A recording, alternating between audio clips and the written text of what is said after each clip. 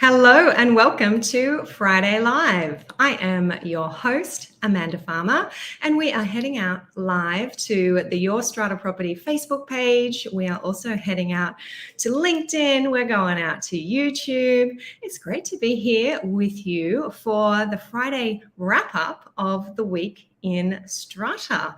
We are here for probably close to an hour today. And yes, I do have a special guest for you. I will be welcoming in our special guest very soon.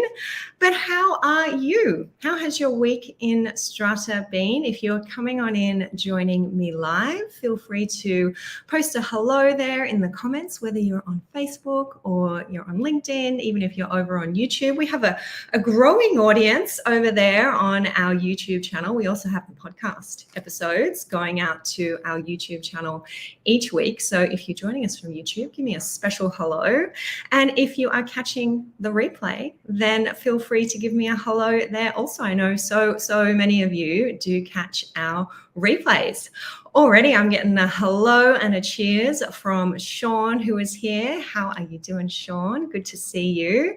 You may have noticed that I'm in a different spot today, not my usual home studio. I am in my city office in Sydney, looking over the beautiful eastern suburbs. I say beautiful, I'm looking at a bit of traffic out there now. I've been here, traveled from my country home to my city office on Wednesday. So I've been here for a few days and I've turned into one of those country dwellers who comes to the city and goes, what's with the traffic? All the cars on the road. Why is everybody so grumpy? You just get used to it in the country. We don't have traffic lights where I live. We have a lot of roundabouts. So that's something exciting for me to look forward to. But I tell you what, I'm looking forward to getting on a plane very, very soon, getting out of the traffic, and in fact, getting out of the country that is Australia. I am going overseas for the first time in a long time. I am lucky enough on Saturday night to be heading over to Hawaii for 2 weeks. A little bit of business, a little bit of pleasure. I am attending a business retreat on the Big Island. I will be in Kona for a week. I haven't been there before. I'm really looking forward to that.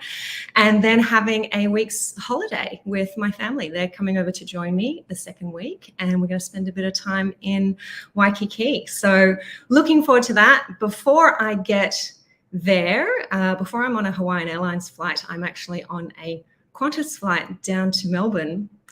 Michelle, my EA, thinks this is insane, but I am heading to Melbourne tonight to go to a client meeting tomorrow morning. I'm losing track of the days, but yes, tomorrow morning, quick meeting with clients in Melbourne and then heading back, fingers crossed. No travel delays, no weather issues, and I'll be back to jump on a plane to Honolulu at Sydney International. So that's my plan for the next 24 hours or so. Many of you coming on in. Daryl is saying hello. Good to see you, Daryl. Thanks for joining us. Sean's saying doing great. That is good to hear. Sean was also asking, where am I? So here in my city office, I would give you a spin, but I have so many things plugged in here that I just don't want to knock over screens and microphones and things like that. No, I do not miss city traffic. That's for sure, Sean. Emiliana is saying hi from Chester Hill. Great to see you, Emiliana. Oh, Patrina's saying can hardly hear you because the balcony and the rain is belting down in coughs. Yes, I have some family up there, I think, near there at the moment, Patrina, and they're telling me how bad the weather is there. So I hope everybody is okay. When we hear about rain now, the natural thing is to say, I hope you're okay and above water. Aloha to you too, Sean. David is here saying hi. Good to see you, David. Sean wants we should sell tickets for tours to the office. Maybe we should. There's a really cool, you might know this, Sean. Maybe that's why you're saying that. There's a really cool rooftop up here where we have a lovely view of the harbour with included consult. Thanks for the ideas, Sean. We'll see if we'll run with those. Alrighty. Now, I came in on Wednesday because I had an invitation to attend the 20th anniversary party for the OCN, the Owners Corporation Network. I saw a few of you there, which was awesome. I didn't get to spend as much time there as I would have liked because I had my own AGM scheduled on Wednesday night and had to rush off to make sure that I was in attendance as the secretary of our committee at that AGM. So if any of you saw me, that was a big room. There was a lot of people there at the OCN party. So if you saw me and were wanting to say hello and I disappeared, that's why. But a number of you did come and say hi, and I love it. I don't attend a lot of in-person events these days just because of the way life is, and in part because of the way I like life to be. This is my world here with you, and I do love it, and I'm able to deliver this education to as many people as possible via these means. And I've just found that having our webinars, having our weekly live chats, I feel very connected to you, but it's not often that I see many of you in person. So it was great to be there and see some of those faces where I see your names here very, very often. And speaking of being in person, or perhaps not often being in person, when the occasion does arrive that we have an event where I am able to deliver that education to you face to face in the flesh, then I want to make sure you know about it and that as many of you as possible have the opportunity to attend. So we do have one coming on up. I have been invited by Randwick City Council to deliver a presentation all about bylaws, the power of bylaws to restore peace to your communities and to combat bad behavior, in particular, bad waste management practices. So I have been working with Randwick Council, as many of you know, I have done with a number of councils across our state over the last few years, helping to develop a template bylaw that their communities, the communities in that local council area, can adopt, can implement to better manage waste disposal in strata buildings. And it's Randwick's turn. It's Randwick's turn for residents to get their hot hands on that bylaw template, but you got to make sure that you are in attendance at the event on Wednesday, the 9th of November. We are kicking off at 6 p.m. at Randwick Community Centre. There is a link here for you to find out more and to register for the event. Rochelle has that to post into our comments here. I'm just seeing that split on my end across two comments there, Rochelle, so I'm not sure if that needs to be posted again so it can be clicked on there. I will be sharing what you can do to deal with neighbours who dump their rubbish on the common property, who don't understand how to comply with bylaws or that they need to comply with bylaws. If you are a committee that's frustrated with renovations in the building, with noise, with pets, with communication procedures, with tenants moving in and moving out and not understanding how to do that in a way that doesn't disturb others, then you want to come along to the event to learn how you can tap into the power of bylaws to deal with that kind of behaviour. You don't have to be a resident in Randwick Council to attend this free event, but indeed if you are a resident in a Randwick Council strata building or a manager that is managing buildings in that local council area, then you will be able to get your hands on a copy of my template waste management bylaw. So I'm told that there will be some light refreshments there at the event. I think if you turn up at 6, grab a cup of tea, and we will kick off at 6:30. I will be speaking for an hour and a half and plenty of time for Q&A. So come armed with your strata questions. I've already heard from a number of you in my inbox, and some of you let me know on Wednesday when I saw you that you were going to be there. So that's really exciting. I'm looking forward to seeing as many of you as possible. I know we have limited space, so if you're thinking about it, if you're available, Wednesday, the 9th of November at 6 p.m. at Randwick Community Centre, I would love to see you. All right, I do have a special guest waiting for you in the wings. You might have seen my email. You might see the top of this video, the description of what we're going to be talking about. Indeed, it is a topic that I can tell by how many of you are here live, have responded to my email today, how many of you are interested in digging into this topic. We actually started in a roundabout way this conversation about books and records and accurate books and records a couple of weeks ago on the podcast. Rena and I were talking about meeting minutes back in podcast episode number 333. And we were answering a listener question at that time about how detailed the minutes of our Strata committee meetings and our general meetings really need to be. And Rena raised this question. Actually, it was connected. There were two different issues we were discussing. I raised the question about detailed minutes, but Rena also raised a situation where she was working with a purchaser who had bought into a building, having no idea that this building owed quite a lot of money to lawyers. And there was nothing on the records. The purchaser felt that she did her due diligence. She had an inspection report from a Strata searcher, and there was no mention that this money was owed. And by the time she bought in, the building had raised special levies for which she was responsible, and she had to contribute to the payment of that debt. And she was blindsided by that. And that led into a discussion about how much do we need to disclose as owners corporations, as strata managers who are managing books and records, and how incumbent is it on our purchasers to simply make their own inquiries and do their best to discover what's going on in a building based on the records that are in front of them. And we started talking about meeting minutes and how accurate or how detailed these minutes need to be. And I invited listeners to head over to the website and to post comments or guidance or directions or explain in their building what they do when it comes to meeting minutes. And we got quite a few comments over on the website, and I wanted to share some of those with you today before we bring on our special guest to go even deeper into this topic. So what you're seeing on the screen here is where the website nestles our podcast episode 333. You can see Rena's smiling face there.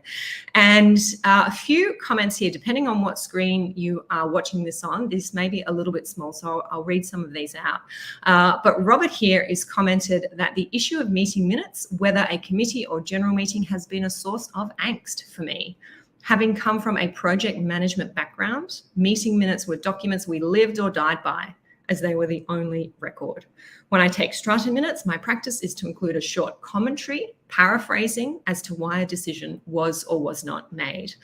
I believe this prevents revisiting issues later on because the reason for the decision has been lost.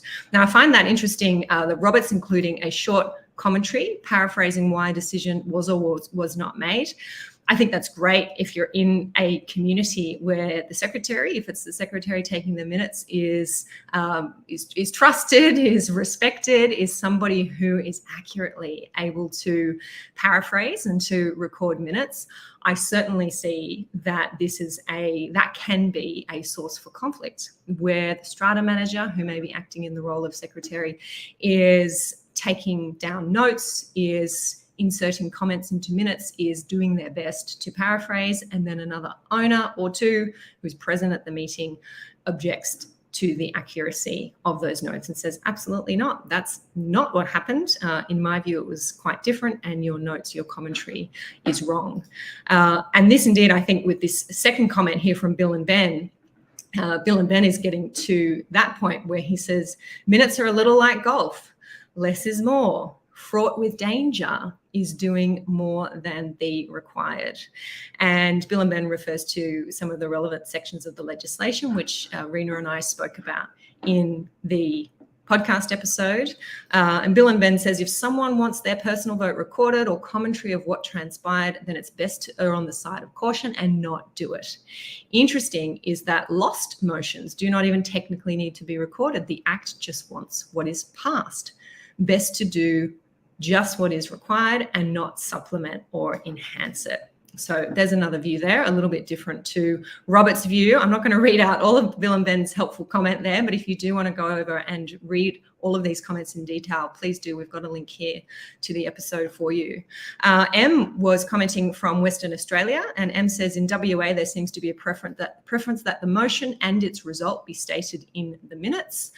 As an owner, committee member, and strata manager, I find this practice somewhat unhelpful for the longer-term functioning of the strata company and for any prospective purchaser, as references to the minutes rather than to the notice of meeting with its explanatory notes. So that's interesting. If the notice of meeting has an explanatory note in WA, but the minutes don't, that may be a little bit confusing. And just heading down, I want to acknowledge Sean's comment here. I know Sean is a strata manager. He's often here with us live. I'm not sure if he's here yet.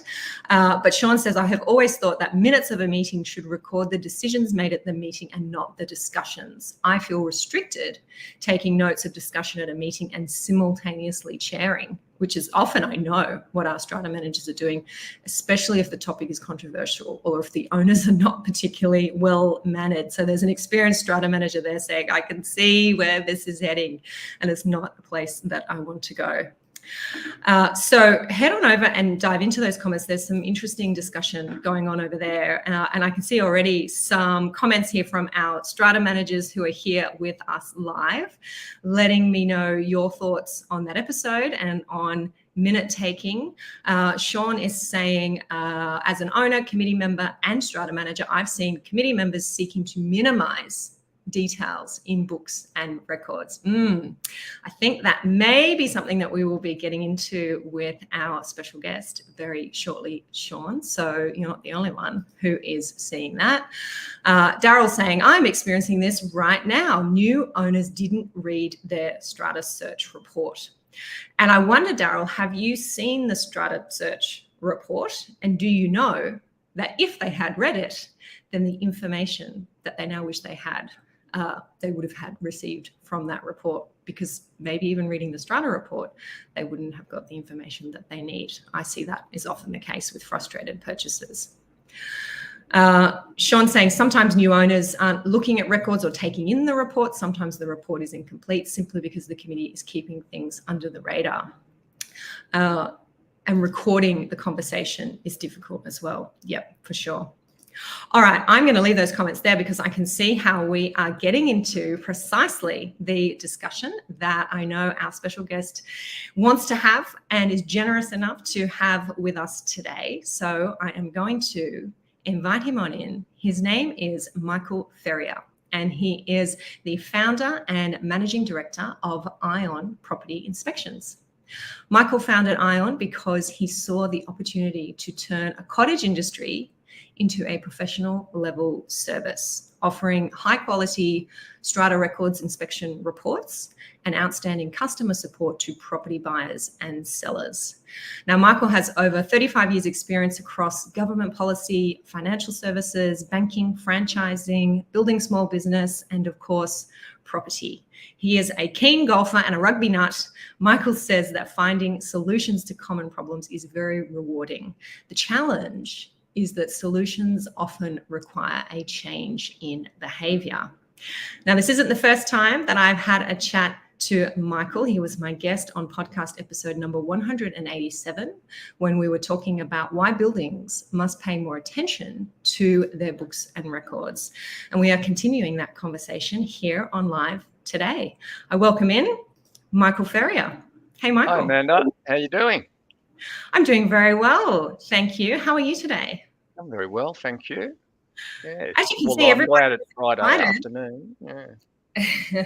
Everybody's excited and primed for our topic today. I think we were starting to step on your toes there, so I thought I'd better bring you on in and let's dive straight into it. This is your expertise, Michael. This is what you're doing, your team is doing day in, day out. We search thousands of strata plans every year. So we see these things every day of the week. So is there a quality issue when it comes to the way our books and records are being managed? Let's start there. Well, there is the quality of records across Strata, in our experience, is that they're quite variable. And we very regularly see situations where documents, records are missing from the Strata records. And in quite a number of occasions, we have situations where we have documents that the Strata plan doesn't even have, because we may have searched that plan, let's say 3 years ago, and since then they've changed Strata managers, and guess what? Quite a lot of their records have disappeared. And so issues that were a problem 3 years ago, those records are really hard to find. And so we've been in a situation where we've gone back to look at our previous reports and been able to add historical records that the new Strata manager just can't lay their hands on. Wow. So that's an example. And talking with Strata managers, pretty common response from them about how the process of record transfer goes between Strata managers. They would say in up to 90% of cases, it's a very poor process. And yeah, so you're talking about, just for our listeners who might not be catching on to that, where a building decides to change Strata managers. Correct. They might have been with the one manager for the last 10 years. Yep. They engage a new manager. There is a Yep. process of transferring the records from one to the other, both hard copy and electronic records. Yeah, that's right. That's right. And often that process is clunky, often because there's lots of different record keeping systems and they don't talk to each other very well. So often what happens is they get a dump of digital files that are uncategorized, often unnamed. They're not in any date order, and this is a big issue. So we've so look, that's an issue about quality of record keeping and problems with it when the records try to get moved from one thing to the other. So the other side of this is the quality of the information that, say, buyers get when people search the records. So, and that can be influenced by the quality of the records for that Strata plan. But the quality of the report itself is also influenced by the searching process and the way that the searching industry has always operated. And most of the searches are done by individuals sort of operating in a cottage industry, as I said, where they're doing everything themselves. They're a one-person show. And that means that nobody's checking their work. Nobody's sort of checking in on how much they're doing. Everybody has a bad day. All of those things affect the quality of these reports. And they don't have any systems in place to manage any of those issues. And I think that's the biggest thing that we find. Now, we know this. We've been doing this for over a decade, and we use those searches. They work with us, to do the searches of the reports, but we check 100% of the reports that come in, and we wouldn't do that because it's resource intensive if it wasn't essential to make sure that, one, the quality of the information in the report is consistent with the documents, and two, that we've got all the documents that are available. So there's often follow-up required with the Strata manager and so on. Yeah. All right, so there's a few avenues of conversation there that I would really like to go down, but let's start here. You've mentioned there purchasers who are looking at a property, are excited about buying into that property, want to find out a little bit more about it. And can you explain perhaps what I would see is maybe two different types of Strata reports? One perhaps that's produced by the vendor who's selling the property. Yep. Mm-hmm. And one where the purchaser engages somebody like you, a professional searcher, to go through the records. So what are these vendor reports? Well, we do them too. So it really depends who does the report and on what basis. So there is a concern, I think, out there that if it's vendor generated or vendor initiated, that it may not be as detailed or the quality would be the same. The inspectors who work for us don't really know whether it's vendor generated or buyer generated. So for them, the process is exactly the same. Our process doesn't change. Oh, The that's report, interesting. the report that's generated on the vendor side will be exactly the same as the report initiated by a buyer. So no difference in process, search, reporting, or follow-up. So How about this though? Your client is either a vendor or a purchaser. yeah, Your vendor client gets the report as you've prepared it. You say, we've done it, here it is. yeah. Do you ever have vendor clients who say, oh, Michael, would you mind just taking that out of the report? Actually, How with do you Strata reports, that's pretty rare, to be honest. We also do building and pest reports for houses, and you do get situations with vendors where they would like things removed from the report, right? But we're pretty strict about how we respond to that stuff. But with Strata, that happens less than you'd think. Now, where it does come up, though, is in a situation where the owner who may be on the Strata committee, for example, who is selling, thinks an issue has been resolved, but there's no information in the records about that. Now, in some cases, they can actually assist the process because they can actually turn up something that wasn't found in the search. And that can actually provide better information rather than worse information. Now, there will be situations in many other reports where either not all the documents have been found because the search process was a bit rushed, or the person really wasn't on their game that day, or the information they put in the report isn't accurate, or they've missed important information like special levies or legal action or something like that. So there's no mention of that made in the report. And unless the buyer looks through all the documents, the minutes and the correspondence that's attached, and that can be hundreds and hundreds of pages, they won't know about it either. So those are the sort of quality issues that we work quite hard at to minimise. So.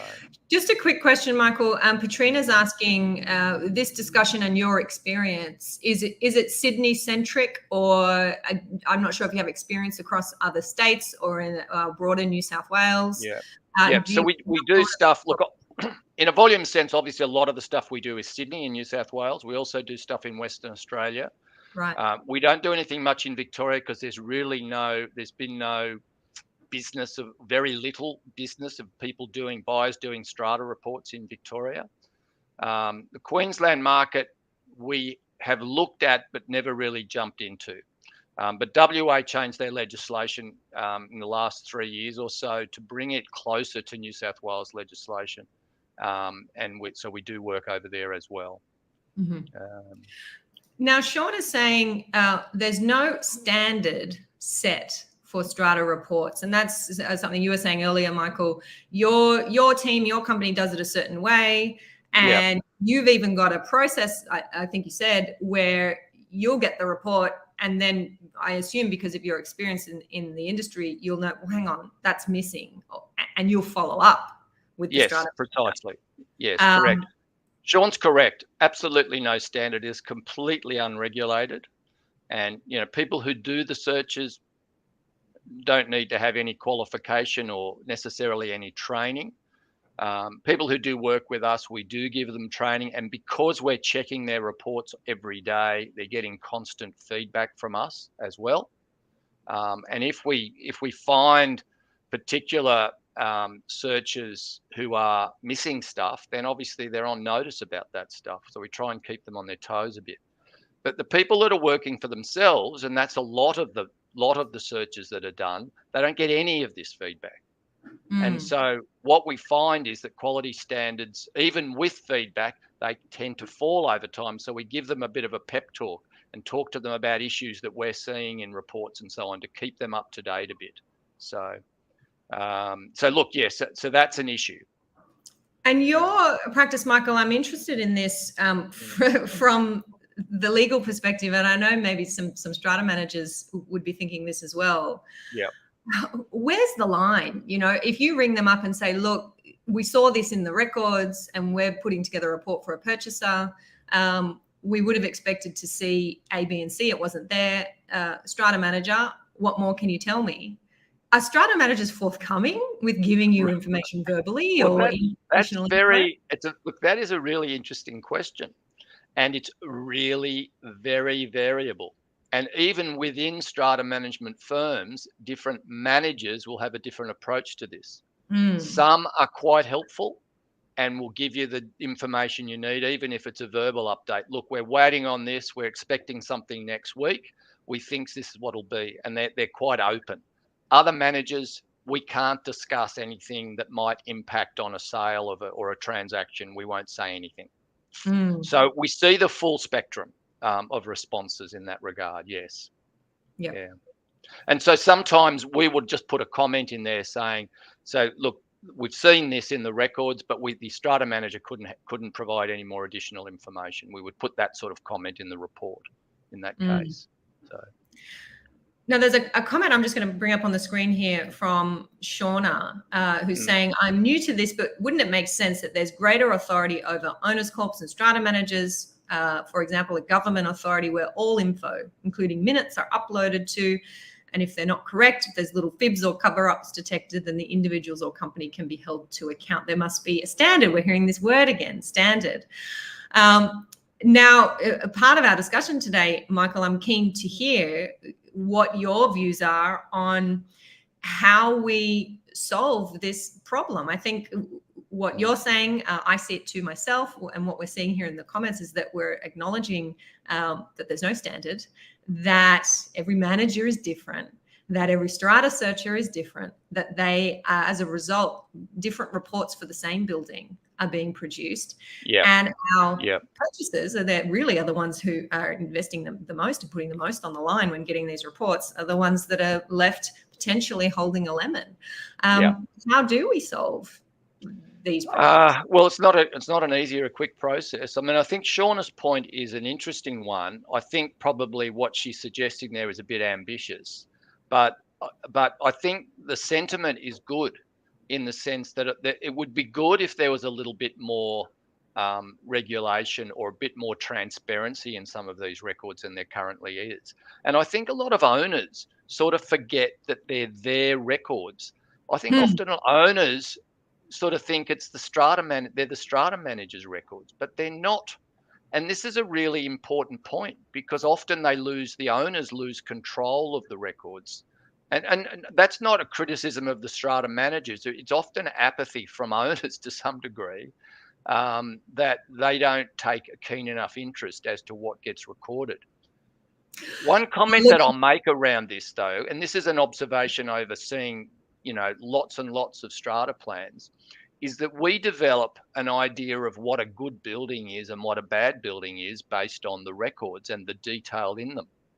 And there is no doubt that buildings that have better information, more detail, an annual treasurer or chairman's report, for example, an active strata committee with detailed minutes of the strata committee meeting minutes, for example, those buildings look like better buildings and better communities for the owners than the ones where there's skimpy records, there's deferred decisions about spending money and so on. And so I think there's a lesson for owners in this. I have a mate, for example, who's taken over the job as chairman of the strata committee in his building. And he's really trying to develop that idea of more transparency, more detail, more inclusion, taking people, the owners, on a journey. So setting a plan and reviewing it every year. And he believes, and I agree with him, that the result of that will be a better community, but also better value in terms of the value of those properties. They'll be more attractive to buyers. Yeah, it's a great point that you make. I think we even had a comment here earlier. Nez, who's tuning in, was asking, can an owner ask for records from previous strata companies that managed their strata plan? And I had marked that one to come back to. I think right. Sean has helpfully answered Nez there. Thank you, Sean. But it's exactly to your point. There's a misunderstanding that, no, these are not the strata manager's records. These are your records, your building's records, and they should absolutely travel with the building, strata manager to strata manager. Yeah. And I like the way that you've given us some examples there for how owners can take more control and better control of their records, because I can hear from the owner's perspective saying, owners believing, well, strata managers are professionals. We don't necessarily touch any of these records. We never see a levy notice except the one that hits our account. We don't see the invoices that go in and out. We fully expect that our strata manager is handling those. But I agree, the parts that owners are in control of are absolutely their meetings. So the existence of meetings, and many viewers here will have heard me bang on many times about the importance of regular strata committee committee meetings, if only to have that agenda and those minutes out there. Yep.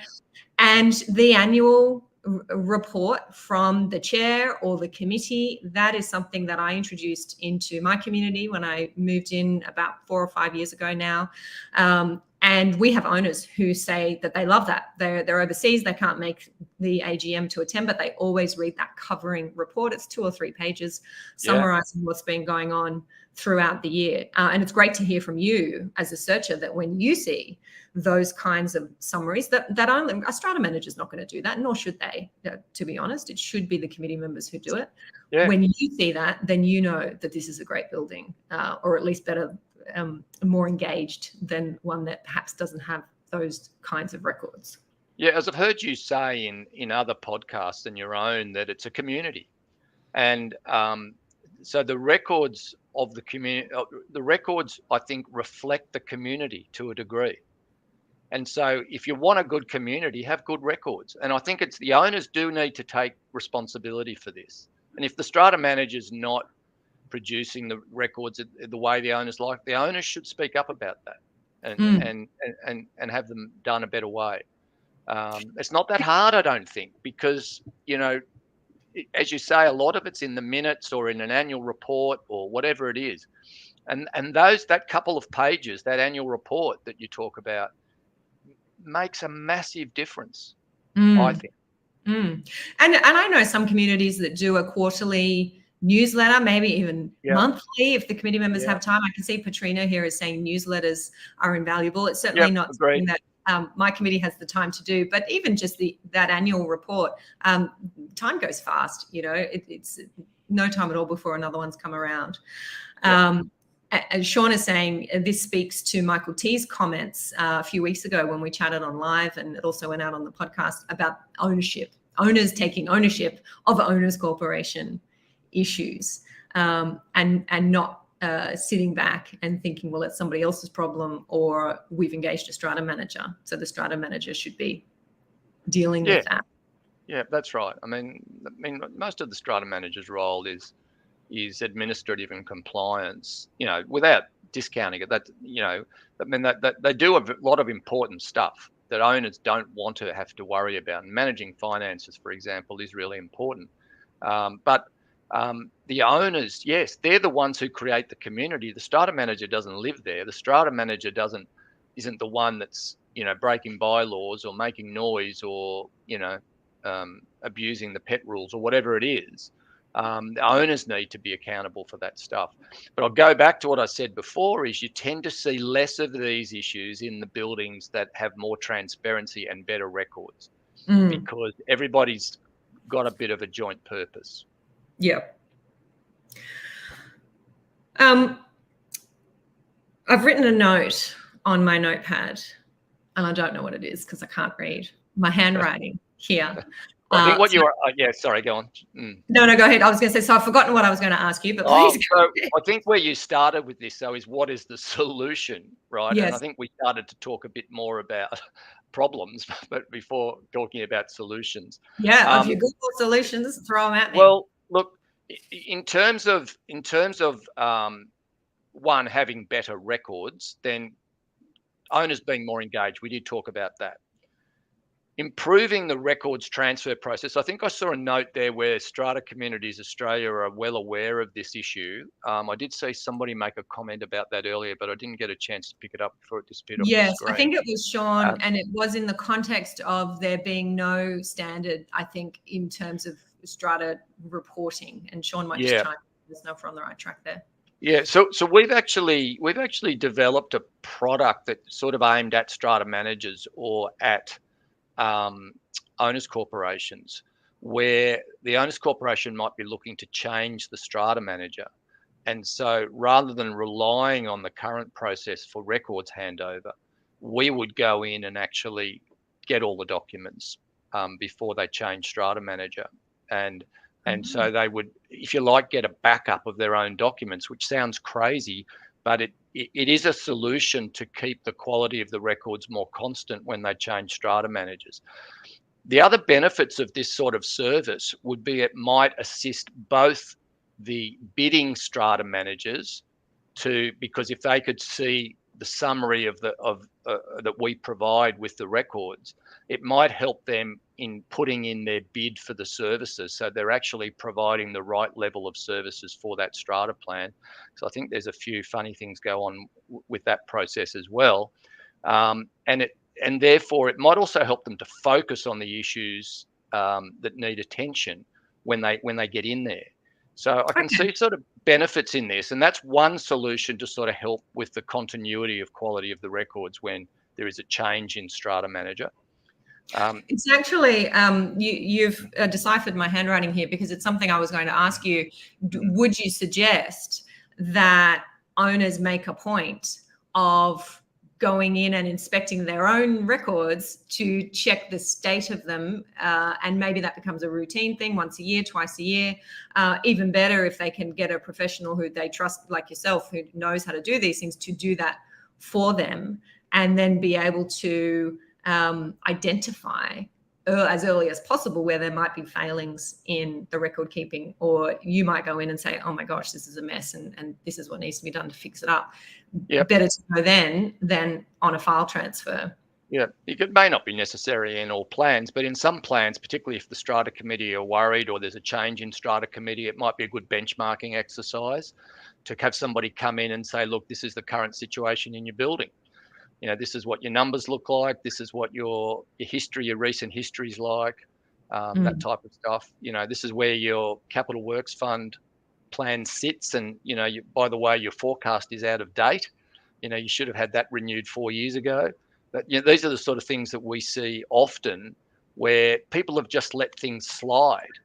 And, you know, it comes back to people being worried about increasing levies, or they're worried about having to spend money, and so on. In your experience, Michael, are most management companies operating online files now and giving online access to inspectors like yourself? The answer to that is yes, and that is, you can thank COVID for that. Yep. Largely because there was no ability to do in-office searches during COVID or during the depth of COVID. And so the strata managers in many cases had to find a way to share the records electronically. Now, we get them in a number of different ways. Sometimes it's a Dropbox link, sometimes it's a login to their portal, sometimes it's emailed. We get an email with dozens and dozens and dozens of documents attached. And so it's a bit haphazard. The access electronically is a bit haphazard, and that needs to be tidied up. It needs to be more consistent. It's obviously a lot easier if we can go into their portal and then we can see stuff, because it tends to be more logical. Where you're getting documents sent to you either via Dropbox or by email, you know, you don't know whether you've got everything. And so on. So there's more likely to be gaps there, and therefore more need to follow up with strata managers. That's just more manual as well. It must take the strata managers a lot more time to do it that way, and be frustrating at their end as well. But again, this is a legacy of there being so many record keeping systems. Some of them are in-house, they're bespoke, they've been developed by that strata manager. Some of them are, you know, sort of off the shelf. I know there's some portals now which I think is a good idea, where the records would always stay on that portal, even if you change strata managers. Because they're owned by the owners corporation. Yeah, the owners corporation would do a deal with that portal, and then the strata manager would then access the records via that portal as well. And so look, I mean, I'm not advocating any one system or other, but I do think that whole process could be better as well. Yeah. And I think Sean's just chimed in. We were mentioning earlier, SCA was looking into these issues, and Sean's clarifying it's the differential systems that they are looking into. So it's good to hear that the industry association is alert to that. Because it is a problem. And as Sean's also saying here, a document named 123 FATGD.TIFF doesn't tell you what the document is. I mean, it's not just the file. And when there's hundreds of those, you're presented with a dump of documents, and they're all like that. Yeah. You can see the problem that the searcher faces. I see a comment by Russ here about strata searches needing to be qualified, licensed and registered, and that the quality of the searches varies enormously. I couldn't agree more with this comment, right? I mean, how you do it is a much more, so we've developed our own system for this, if you want. So our own process for training, for monitoring, and then for providing constant feedback. And it's the only way that we figure we can keep quality constant. So, but I'm not saying that what we do is perfect, but I know it's a hell of a lot better than what else is out there. And I also agree with his comment that there is a tendency here for these reports to be commoditized. And this is where there's an issue with real estate agents looking for the cheapest solution. And they just consider a strata report is a strata report is a strata report, right? They're not differentiating. They're only differentiating on price. And it's disappointing to me that they place such a low priority on this process, because it is the cheapest bit of the whole property marketing exercise, if you want. If you include all the costs of selling a property, the cost that the vendor would pay to get this strata report done will be the lowest cost, I would wager, of any of the expenses that the vendor incurs, yet they don't give it any priority at all. It's not shiny. Even when they get it done properly, you're saying it's still relatively inexpensive. Yes, and often the difference between the sort of service we provide and a cheaper service will be $100. Right. It's not much, yet they penny pinch on it a lot. And I know you do building and pest reports as well, which I imagine is for freestanding homes. Yeah. How do agents approach the building and pest report? Is that do they see that in a different light to the strata records inspection? Yeah, I mean, obviously they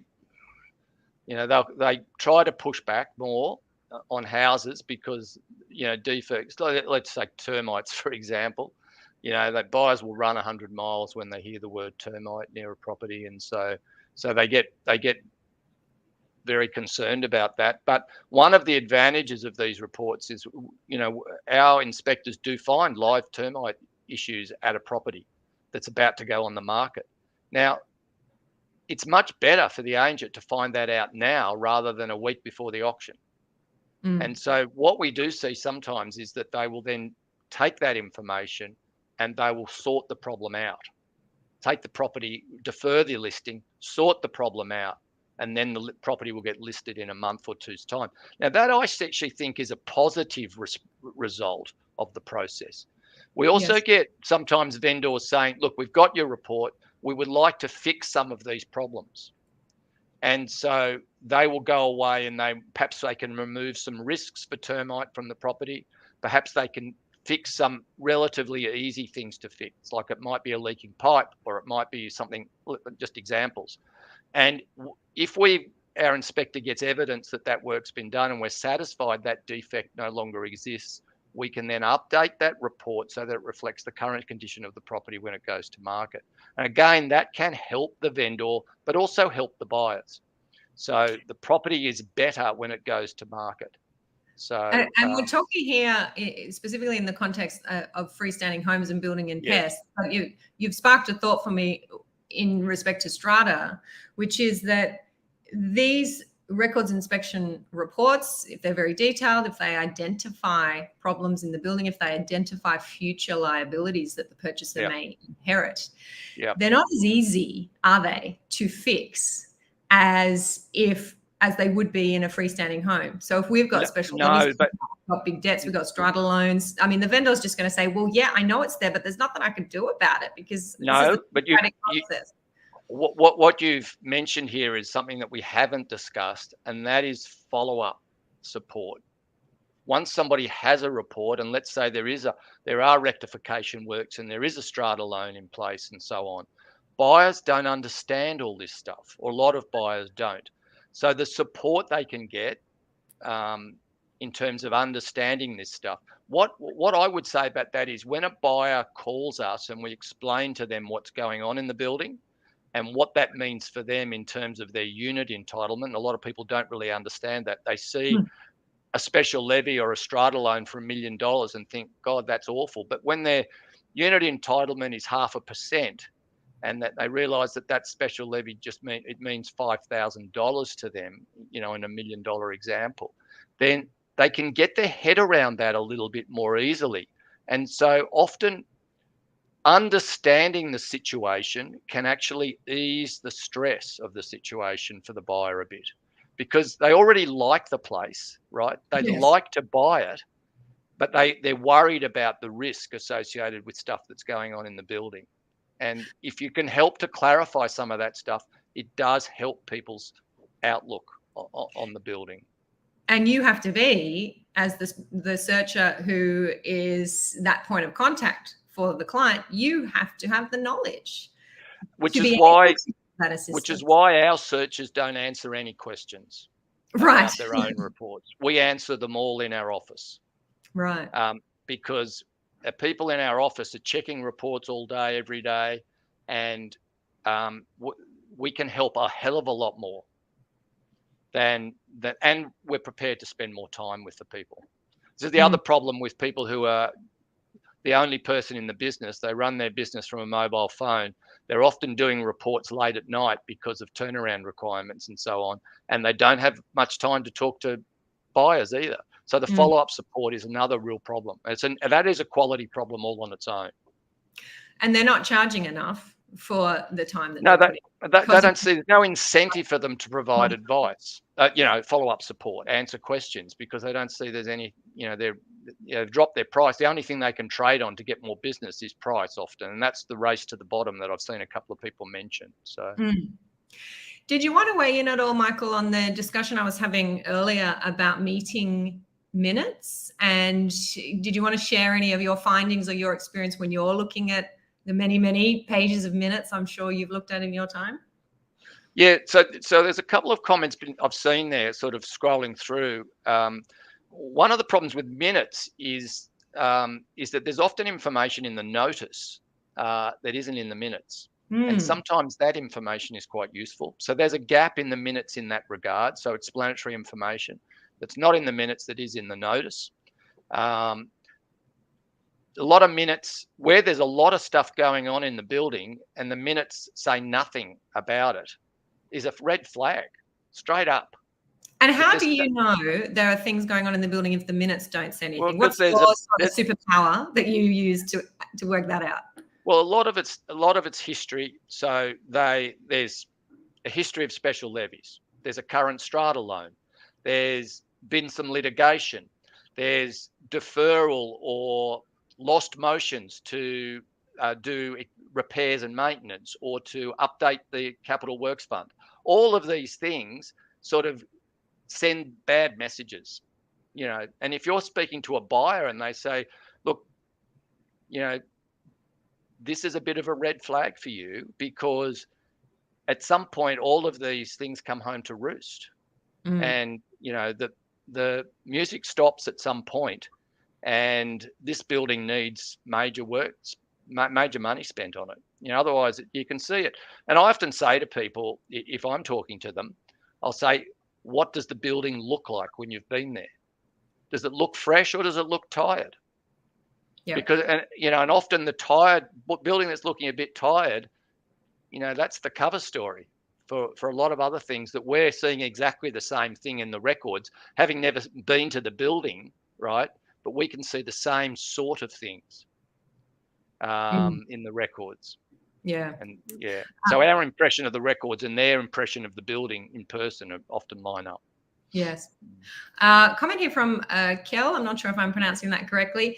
It's a good one. It always surprises me the disconnect between a lot of owners and purchasers who seem to think that Strata is a separate entity and do not realize that they are or will be part of the Strata. And I think for quite a few weeks now, we've been talking about that topic here and on the podcast about owners taking ownership in their communities and understanding their role as Michael T's put it, as corporate citizens. And as our buildings become more complex, as our lives, as our legislation becomes more complex, I think we're going to have to keep talking about that and keep. Yeah, we've had a few people contact us and say, look, I see that I'm part of this Strata. I don't really want to. How do I get out of that?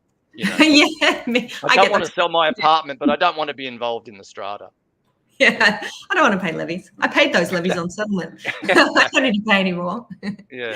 Yeah, absolutely. Well, I know you do things differently at Eyeon Property Inspections, Michael. So do let our viewers know if they want to get in touch with you. Maybe they want to take you up on this idea of producing these records, searches and reports of their own records, or getting one done on transfer to a new Strata manager. I think that's a fascinating idea.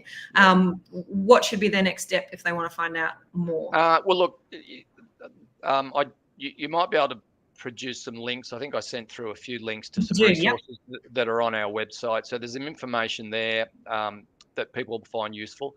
If they've got any specific issues about their building and they think that they'd like to discuss, we're always happy for people just to call us and happy to have a discussion with them. They don't need to be requesting a report from us or anything like that. We're happy to have a chat with them and share some of our experiences with them.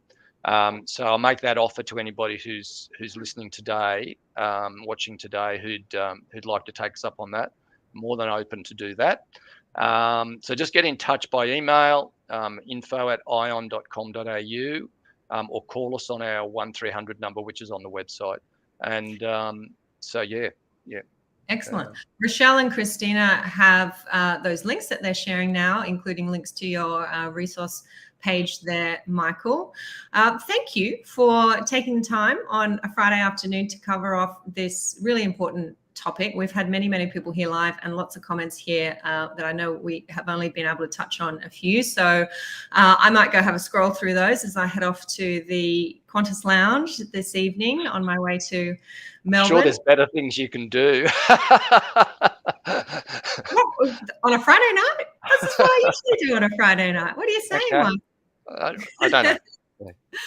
Well, enjoy your weekend. However, thank you, and enjoy Melbourne and then Hawaii. Very exciting. Yeah, that's me. Yeah, so I might give some updates here on the page or over on our Instagram, which is over at Your Strata Property on Instagram, if anybody wants to follow my travels. But it's been lovely to spend this afternoon with you, Michael, and with all of our viewers here live. Thank you for everybody who watched and listened, and thank you, Amanda, for having me on. Thanks a lot. Bye for now.